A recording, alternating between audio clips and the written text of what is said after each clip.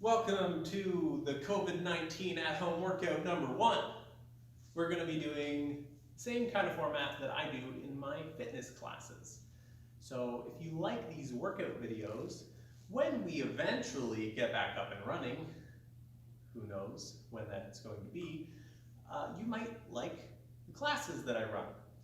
So the way this is going to work is I'm going to kind of briefly describe the thing we're doing, and I'm going to explain to you the technique, and then I'm going to say, pause the video and go do however many reps. I will have a written description, so read below the video or whatever the description is above, below, and you'll see the sets and reps that you're going to be doing. I'm going to go through a warm-up, and then we're going to do a strength exercise, and then between our strength movements, we're going to be doing a stretch. So we're going to be doing a strength type movement, and then a stretch, and then strength, and then another stretch. You'll see, follow along. If you see me looking over in this direction, it's because I have the workout written over there so that I can remember. We're going to start with 2 pike, 2 squat. This is part of our warm-up. So you're going to have your feet straight. You're going to grab your feet. I don't care how you do it, just grab your feet. And you're going to drop your hips and push out on your knees and kind of bounce in the bottom. You're going to go 1, 2 with a bounce, and then your hips are going to come up. And then you're going to try to straighten your legs, and you're going to go 1, 2. And you're going to pull your chest towards your knees. So 1, 2, 1, 2. The common problems I see are people coming up on their toes, so their heels come off the ground when they do it, or your feet turn out when they come down. You don't want your feet turning out, you don't want your heels going up off the ground. So if that means just going here, like this, then do that. Now pause the video and go do 10 2 pike, 2 squat. Next, we're going to do Cossack squats. Now that you've unpaused, Cossack squat, you start with a really wide stance. Your feet are straight, and you go out to one side. Your knee goes out, and this leg is straight. Again, really, really common for people to turn their feet out or for their heel to come off the ground as they come down. You don't want either of those things to happen. So I personally can do this when I do a Cossack squat. You might not be able to do that. Just because I can come down this deep doesn't mean that you do that. You need to keep your foot straight, keep your heel down, keep your knee out, and keep this leg locked. That might look like this for you. Or it might look like that for you. Or if it has to look like this, that's okay. But if you can come down further, great. So now pause the video and go do 10 total Cossack squats. So it'll be 5 per side. Now that you've unpaused the video, we're going to do arm circles. We are not doing this. We are arms straight, come up right by your ears. Try to reach back behind you as far as you can as you circle around nice and slow. So you're going to do 10 one direction, then you're going to switch directions, just like that. So go pause the video and do 10 arm circles per direction. Now that you've unpaused the video, we're going to do 10 huggers, just like this. As you do your hugger, try to put your arms up a bit. Don't throw them down. So we're not coming down like this below the shoulder, we're coming slightly above the shoulder. Pause the video and go do 10 huggers. Now that you've unpaused, we're going to do German arm swings. German arm swings look like this. They look a little bit goofy, and you look a little bit goofy when you're doing it. But don't worry, you're at home now, so it doesn't matter. When we're doing German arm swings, it's kind of like, I'm sure you've seen this stretch here, right, where you pull your arm across your body. And I'm sure you've seen this stretch here for your tricep, and this one is kind of for like your rear delt. So you're kind of going into those 2 stretch positions. You're going into this, and then you're switching. Okay, so arm behind you, you're touching your opposite shoulder, you're touching your opposite shoulder like that. So, like that. Okay? Pause the video and go do 10 German arm swings. Then we're going to, in place, because you don't have as much room as I have here, you're at home, I understand, so we're going to do butt kicks. Super simple, you're going to just do this. If you feel a little more athletic, you can do this in place. Okay, so do 20 to 30 butt kicks, depending on where your fitness level is. Pause the video and go do that, of course. Now that you've unpaused the video, we're going to do high knees. Same idea, lift your knee, think about kicking or kneeing yourself in the chest. So that's it, just high knees. If you feel a little more athletic, you can do it more of a jumping motion. Pause the video and go do somewhere between 10 and 20 high knees. Now that you've unpaused the video, we're gonna do jumping jacks. Super simple. Start, arms overhead, arms out, legs out. And this is a good opportunity to show you that even with the jumping jack, you can apply good techniques like we learned in the squat video earlier, where we're applying torque to the ground and setting our knees out rather than jumping into this position. This is not good, right? That valgus fault where the knee buckles in, that's not great. But if we land here, that's awesome. And jump up, and out, and up, and out. So pause the video and go do 10 jumping jacks. When you're all done your jumping jacks, we're gonna get started on our workout, and we're gonna start with squats. So we're gonna be doing 4 sets of squats. In between each set, we're going to stretch. Your first set of squats, do whatever level is important or is appropriate for you. Go back and watch my squat technique video. So you might be squatting on a box, right? Or you might be using a railing to assist you or something and helping pull you out of the bottom. Or you might just be squatting midair. If you are stronger and you can handle weight, do something called a goblet squat, where you grab the weight, and notice it doesn't have to be pretty. I can literally use this box. I don't care what you have for a weight, I can squat with the box, and this can be my weight. So don't tell me you don't have weights at home, because you have crap around the house that weighs something. So go grab one of those industrial cans of beans, or a big water jug, or I'm sure you have a big jug of Mr. Clean around, considering the circumstances, and hold that out in front of you and squat to add weight. If you're feeling even more advanced than that, you can, without weight, do squat jumps, where you squat and jump.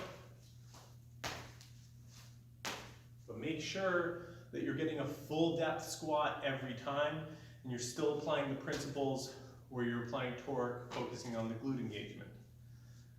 So you're going to be doing 4 sets of squats. Do whatever is difficult for you. So somewhere between 5 and 12 squats. If you can do like 15 or 20, or like you're more athletic and you got to do jump squats and you got to do 20 of them or 30 of them before it's hard, that's okay, do that, that's fine. But if you can only do 5, if you're doing a squat variation where you're on the box and you fall back and come back up, and 5 is hard for you, then just do 5. That's awesome, totally cool. So do an amount of squats that are hard for you. And then we're going to do our Pike Achilles stretch. So what that means is, you're going to go up to a wall. So imagine this is the wall. I'm going to put my foot up the wall like this. So I'm going to put my toe up against the wall. And then I'm going to bring my hip in closer to the wall. I'm going to keep this knee locked. And I'm going to pike down. So piking is when you do this. So I'm going to pike down. So sorry, go do your first set of squats, and then after you've done your first set of squats, come back. And then this is our stretch. Push your hip towards the wall, and then pike down like this, as best you can. So pause the video and go do your Pike Achilles stretch. Both sides, at least 30 seconds. When you're done doing your Pike Achilles stretch, do another set of squats. Whatever's difficult for you. And then we're going to do our couch stretch. So pause the video, go do your next set of squats, and then we're going to do our couch stretch. So when you do a couch stretch, you start on hands and knees near a wall. You can have a pillow to protect your knee if you want. You put your knee in close-ish to the wall. You don't have to put your knee right up against the wall. That's hard for a lot of people. And you're going to take steps. From here, you might just want something like this to help prop you upright, to get a stretch in this leg. You might want that. If you're beyond that, you can step your other leg up. If you're able to, you can come up like this, but none of this is required. You just gotta find a stretch. As soon as you find a stretch, you're done. You just stay in that spot. Then you can come more upright, you can come back, push yourself back, right? This is obviously more extreme. You can reach up, turn your body. Whenever you get into the position that you find stretching, so if you get here and you're like, oh wow, that's stretching a lot, at that point, squeeze that glute to tuck your pelvis and hold that glute squeeze for 30 seconds. So go ahead and do your couch stretch, both sides, for 30 seconds. And then once you've unpaused your video, you're going to repeat the process. So we've now done 2 sets of squats, and we've done our Pike Achilles stretch by the wall, right, this one. And then we did our other set of squats, and we did our couch stretch. Now we're going to repeat that whole cycle. So you're going to do your 3rd set of squats, whatever's hard for you. If that means 5 squats on a box, awesome, go do that. If that means 37 jump squats or 26 squats holding your child, then do that. And then after your 3rd set of squats, you're going to do your Pike Achilles stretch again. And then you're going to do your 4th set of squats. And then after that, you're going to do your couch stretch again. So go ahead and pause the video and make sure you've done 4 sets of squats and you've done each stretch twice. After you've done that, we're going to move on to push-ups. Now, here at the gym, when I'm doing modified push-ups, it's super simple because I can set up a bar and a rack, and I can change the height of the bar. You don't have that option at home, so you're going to have to get creative with shelves and chairs, and boxes, and whatever you have, and you're going to find a height that's difficult for you. So when I'm doing a push-up on a chair, I'm going to be here doing push-ups. That's it. So this chair works for this because this thing is angled like that and it goes directly into the corner. You might have a chair that's not built like that, and if you go to do a push-up like that, you'll just push the chair into the wall. So make sure the physics work for whatever chair you're using, or you can do it like this if you're a little more advanced. If you can go lower, obviously the higher it is, the easier. Probably just, the higher it is, the easier. The lower it is, the harder. You can use countertops, tables, chairs, benches, couches, whatever you're using to do your push-ups on, make sure it doesn't move. Whatever you're using, make sure your chest touches, and wherever it touches, wherever your hands are placed, so if you imagine a line, you want the bottom of your sternum to touch. So our stretch in between, our first stretch, so pause the video, go do your first set of push-ups. How many do you do? Whatever's hard for you. There's a lot of different variety on heights, and I know you're restricted at home. Just do a set until it's difficult. That might be 5, that might be 17. Okay? Just make sure your chest touches. And if you're on the ground, your chest better be touching. Don't be doing none of this half rep garbage. If your chest isn't touching the ground, you're not doing push-ups.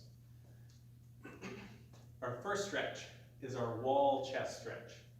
So you're gonna put your hand up on the wall, above your shoulder, and then you're gonna roll your thumb back. So you see that? Watch my hand. I roll my thumb back, my elbow is locked straight, and then I'm just gonna turn my chest away, and my nose, and my sternum, and my eyes, just turning away. And I'm feeling that pull all the way through. If you want to intensify the stretch, you can think about opening your hand up. Think about reaching your fingernails back.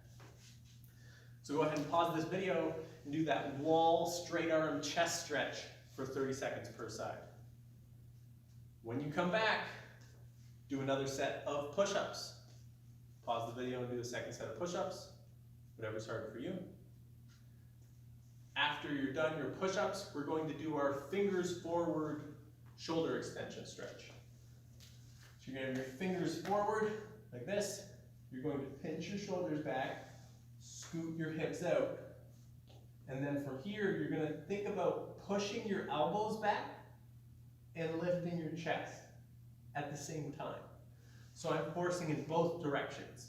It's like I'm trying to leverage this joint in both directions. So I'm pushing my elbows back and lifting my chest at the same time. So pause the video and go ahead and do your fingers forward shoulder extension stretch for 30 seconds. Now that you've unpaused the video, we're going to repeat that cycle once more. So you're going to do a third set of push-ups, and then your wall chest stretch both sides, and then your fourth set of push-ups, and then your fingers forward extension stretch again. So go ahead and pause the video and do all of that. If you need to rewind to remember it, just make sure at the end of everything, you've done 4 sets of push-ups, and you've done the wall chest stretch and the fingers forward shoulder extension stretch each twice. Now that you've unpaused, we're going to move on to our core, which is going to be seated tucks. So our seated tuck is going to be in this position here. You're going to pinch your shoulders back. You're going to be all tucked up like this. You're going to lean back and tuck up. So you're going to lean back and reach your legs out, and then tuck your chest up and pull your knees in. If you can gently tap your elbows on the ground behind you, but do not commit sort of resting on my elbows. Also, do not let your legs fall. This isn't much of a core workout, laying here like this. So your elbows gently tap, and your feet stay off the ground. If those are not hard enough for you, you can do a tuck up, where you start here, control down, and then tuck up. Your feet stay off the ground the whole time. If those are not hard enough for you, you can do a straddle up, which are really difficult. Same thing, only you come up in a straddle position.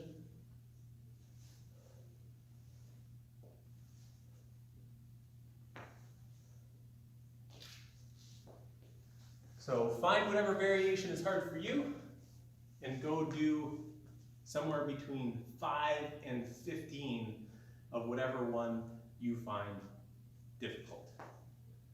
Then we're going to do a seal stretch or upward dog or cobra or whatever the hell you want to call it. So you're going to start here, squeeze your glutes and tuck your pelvis to take stress off your low back. Push your hips towards the ground, open up, pull your chest away from your pelvis, and pull your chin away from your chest.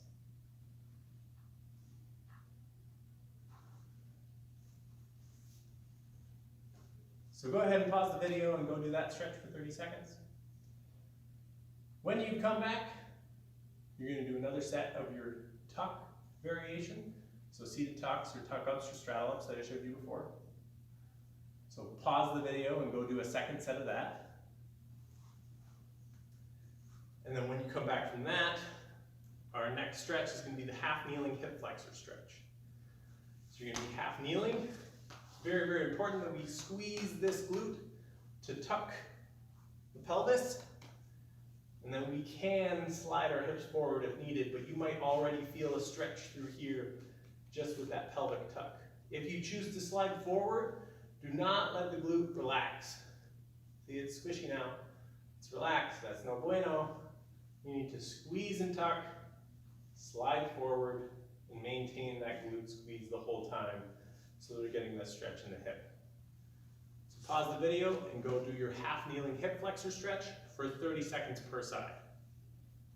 When you come back, you're going to repeat that cycle once more. You're going to do another set of your tucks, seated tucks, tuck ups, straddle ups, which will be your third set. And then you're going to do another seal, or cobra, or upward dog stretch. And then you're going to do your last set of tucks. It's your fourth set. And then at the very end, you're going to do your half kneeling hip flexor stretch, both sides for 30 seconds again. And that's it. That is your home workout. If you got lost anywhere along the way, just rewind the video back again. If you have suggestions on something that I can do to make this better for you guys or easier to follow, or a way I can talk to make it easier to follow, let me know. I hope you enjoyed it. Please, please, please give me some feedback, comment below, and I will hopefully see you all tomorrow as we continue through this endeavor.